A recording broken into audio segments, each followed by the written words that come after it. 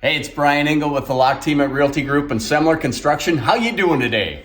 I'm doing great because I'm in our newest model, the Jeanna, which is 2 bedrooms, 2 baths, 1,200 square feet finished, unfinished lower level, and this one's only $338,900. Let's take a look. So as you can see, we've got a really open floor plan with the kitchen, dining, and living room. You've got a really nice, large foyer, so when people come in, you're not all crowded and stepping on each other.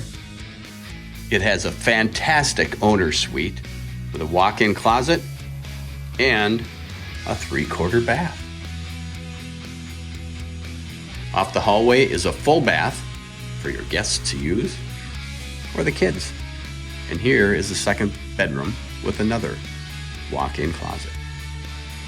Downstairs is unfinished, ready and waiting for another bathroom.